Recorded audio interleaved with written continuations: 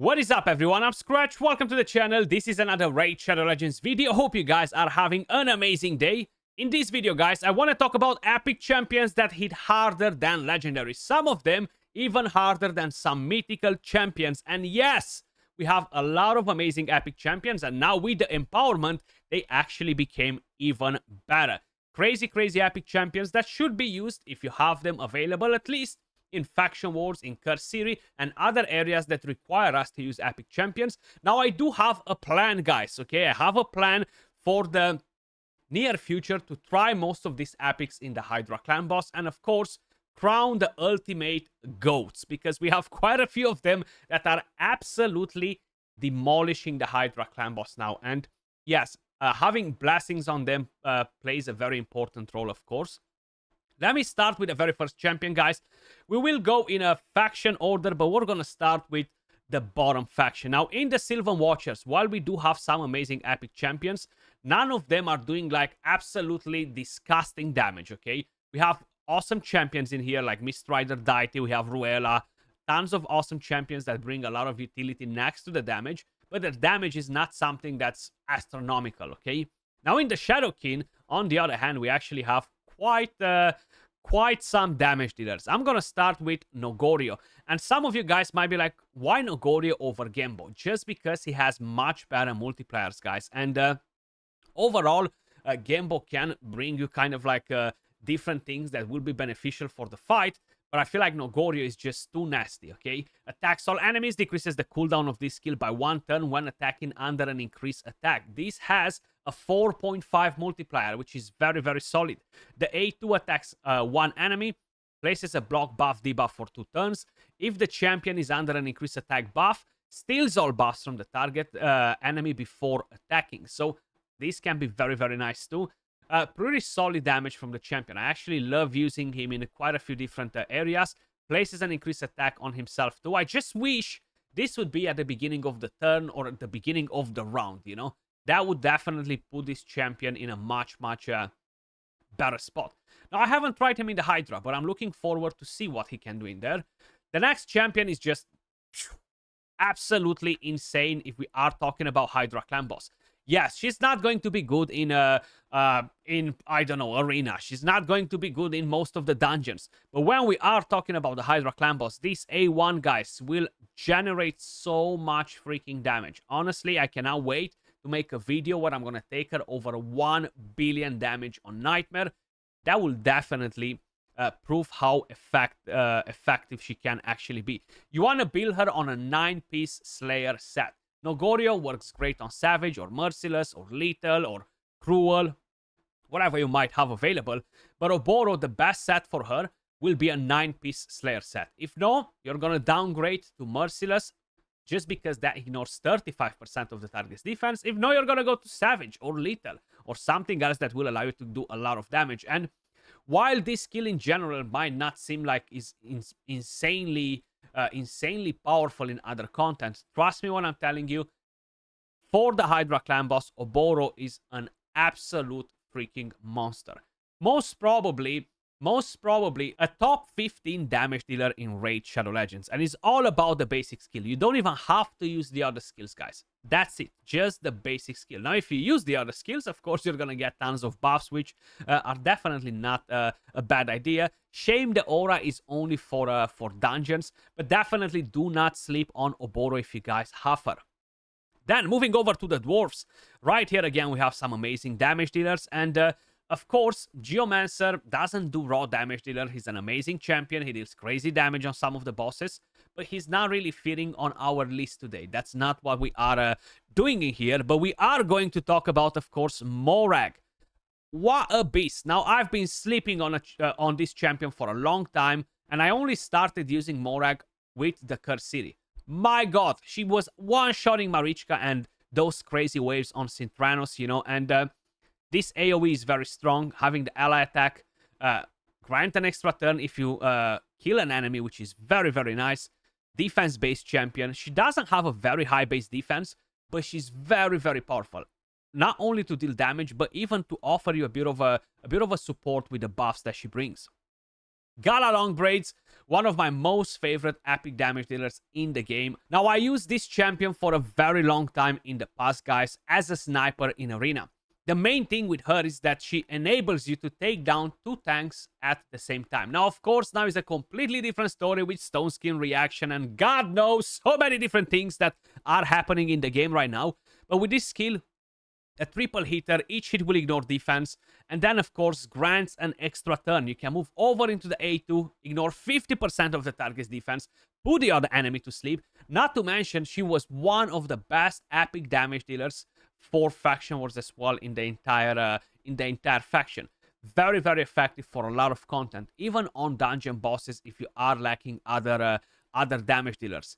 Attack aura for all battles, which again is very helpful. The A1 will ignore defense 2, double hitter, you know. So the only thing is she has slow animations. If not, I would recommend you to use her in the Fire Knight. But she is a bit slow in there. Knight Revenants, guys, they have a couple of super solid champions. Welcome to the Church of Whisper, right? Super, super powerful, melting bosses, Hydra Clan boss, Phantom Shogun, whatever you need her to do, she is going to get the job done. Plus, if you guys know what I mean, she does look pretty awesome, right? She has decent base stats. Mainly what's very good about her, guys, is that she will deal additional damage versus bosses. 20%. She will have a chance to grant extra turn. She will grant extra turn if the enemy is under defense down and weaken. Places her own increased attack and increased crit rate. Ignores defense if the target is under a weaken.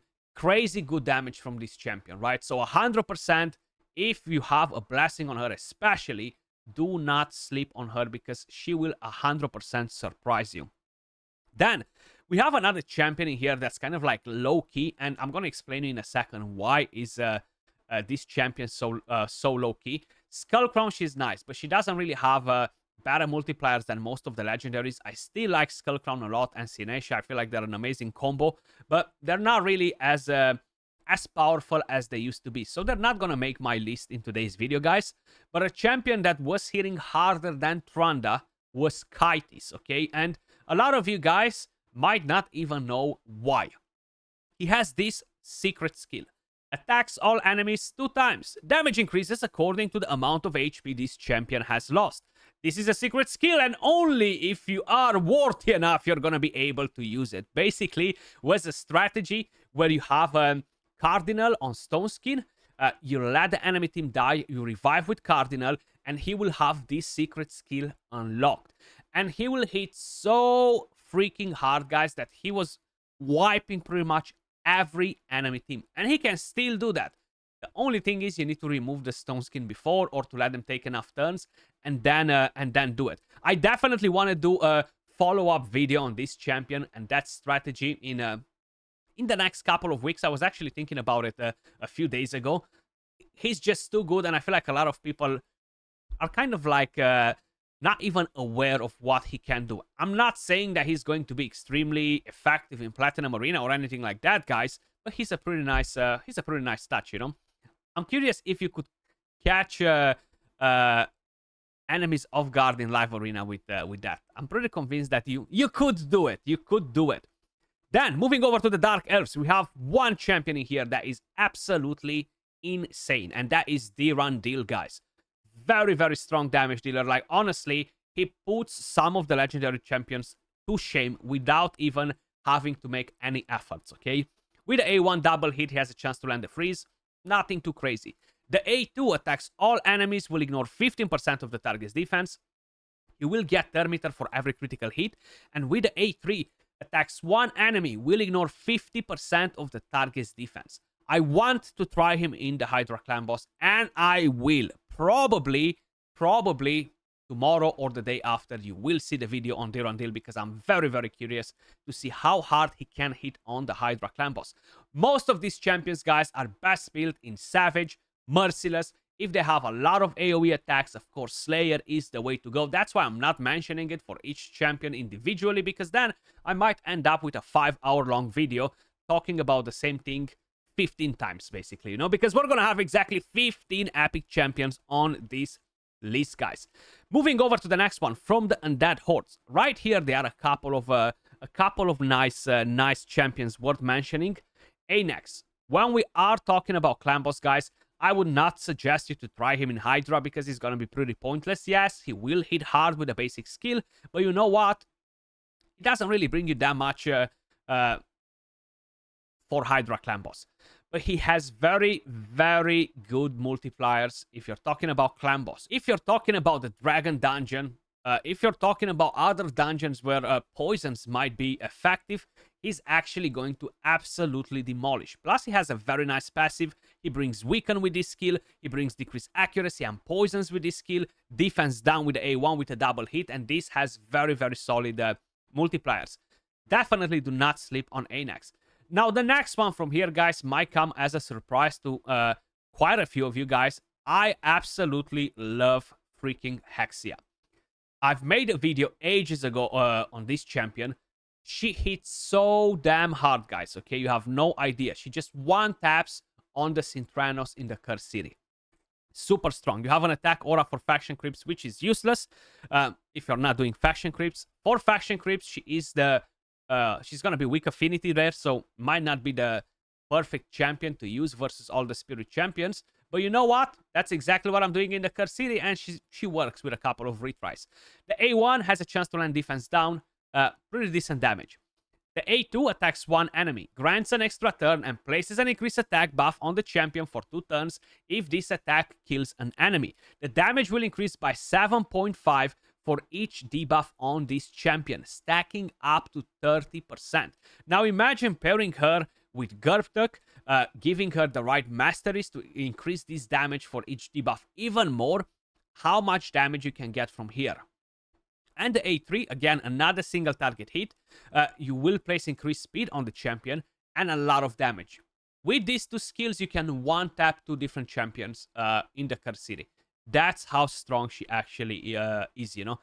She doesn't have super bad base stats either, low defense and stuff, but the attack is actually good, you know. And I do want to retry her again in the Hydra Clan Boss. I've done it a couple of months ago. I haven't really dedicated the video to Hexia, but I kind of like took her in for a spin to see what sort of numbers we are kicking in with her.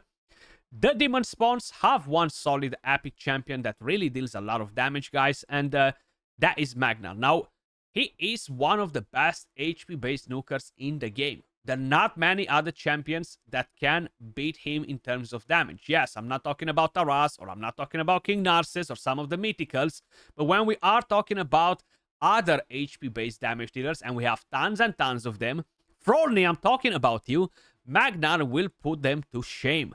This skill right here, guys, will repeat itself if they have no HP burn, dealing very, very good damage. So this has a 2.2 multiplier, 0.22, sorry, because the HP works a bit different than the attack, and deals very, very nasty damage. And now with the empowerment, guys, these epic champions just become better and better and better, basically. Of course, if you have a blessing on them as well, they're kind of like going to the next level, to be honest with you guys.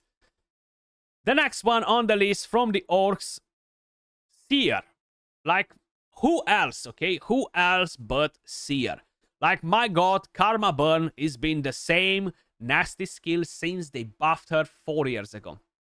And yes, the #1 wave clearer in Raid Shadow Legends when we are talking about epic champions. She's just too freaking good, guys. Just give her buffs, give buffs to your entire team. Build her on Savage. You do need full crit rate, because if you build her with 70% crit rate and you're relying on 30% crit rate buff, she will remove that before the damage is dealt, so she has a chance to don't crit. And the A1 is not bad either, decent damage, but the whole magic happens with the Karma Burn. The next champion on the list is going to be from the Ogryn tribe, so we're going to skip the Skinwalkers and the Lizardman. While they do have some decent epic champions that deal decent damage, none of them can compete with Skrank. HP burn champion, AoE, Void Affinity. He brings his own increased attack. He has a godlike multiplier on this skill of 2.5, if I'm not mistaken, with a double hit, which is a 5.0. And what makes this champion deal crazy good damage is the actual passive. So the A1 attacks one enemy, has a chance to land weaken. I'll take that. Why not? Has a chance to increase the duration of HP burn. The A3 AoE HP burn fills the champion's turn meter. And the passive, very similar with Ninja's passive. Increases this champion's attack and crit damage by 5% every time an HP burn debuff triggers on an enemy, stacking up to 25%. That's what makes this epic champion deal a lot of damage. This passive right here, I wish we would have more champions with similar passives because all of them seem to be really, really solid. Val the Destroyer Ninja, Harima doesn't have it as a passive, but as a skill. Same with Theox, he has it as a skill. Very, very nice overall. And I cannot make a top damage dealers video without bringing in the queen. Alika from the Barbarians, guys. Probably the best epic damage dealer overall in the game for most of the situations, to be honest with you guys. She hits so freaking hard. And she has this skill on a 2-turn cooldown, okay? This has like a 5.5 multiplier or something insane and ignores 50% of the target's defense on a 2-turn cooldown. You're basically just gonna one-shot, pause, one-shot, pause, one-shot, pause, one-shot. That's what she does to enemies. Plus, the A1 has a chance to place an extra hit, which can be very, very helpful. And that hit is always critical. And the A3 attacks all enemies and has a chance to increase the cooldown of the enemy skills. This is not the craziest AoE by any means, guys. But it's very effective if you have a bit of accuracy to increase the cooldown of the skills on the enemies. And as mentioned, I've seen her doing in the Hydra clan boss on Nightmare 250 plus million damage. I've tried her as well a few weeks ago, and I just kind of like wanted to compare something. I can't even really remember exactly what. I know that I've put Rotos in there and other stuff like that, but Alika, super, super powerful. Then, moving over to the Sacred Order. This champion dealt over 1 billion damage on Nightmare on Hydra clan boss. Fanax, and only with the A1. This has crazy multipliers. Some of the highest basic skill multipliers in the entire game. Places an extra hit if the target has any debuffs. Welcome to the Hydra clan boss. Everybody will have a lot of extra debuffs.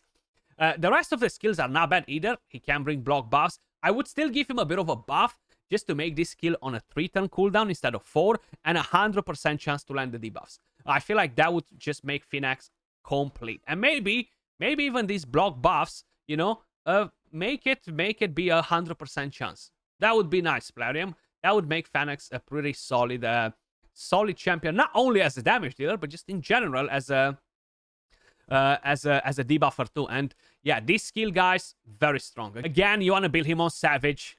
Even Merciless can work really nice. The thing is, Merciless, while it's not necessarily super effective on champions that mainly use the basic skill, is just very good because it ignores 35% of the target's defense. Now, if you have a 6-star blessing on these champions, you want to get, of course, Crushing Rend. If you don't have a 6-star and you have a 5-star, champions that land debuffs can use Nature's Wrath. Champions that don't debuff, Haven Cast, game over. That's it. 3 blessings for all of these 15 champions that we named in this video. Moving over to the last champion on the list, guys. And probably you guys already guessed it. No, it's not Royal Guard. I am talking about Itlan the Golden. What a freaking nasty champion, guys. And mainly, while he does have pretty good multipliers, what it makes him really, really nice is the passive. Ignores 10% of the defense when attacking support, defense, and HP champions. Very, very nice. Then he places increased crit damage, increased accuracy, grants an extra turn. I wish that increased accuracy was increased attack instead, to be honest. Then the A2 attacks all enemies 2 times. The first hit has a chance to place block active skills, and the second has a chance to land True Fear on enemies that are not under a block active skills. So on top of the damage, he actually brings these crowd control debuffs too, which are very, very powerful in Faction Wars, Curse City, Doom Tower Waves, etc. You name it. And the A1 attacks 1 enemy. He gets a bit of a shield, and that's about it, guys. End of story, pretty much. Top 15 best epic damage dealers in Raid Shadow Legends that put legendary champions to shame on pretty much every single day, you know? They don't really need to make much of an effort. With the addition of the empowerment, epic champions are skyrocketing again. Let me know your thoughts in the comments down below if you guys think that I missed any epic champion that is absolutely mind-blowing in terms of damage. Very curious to know it. Which one of them is your most favorite one? As usual, much love. Appreciate all of you guys watching, and I'll catch you all in the next one. Peace.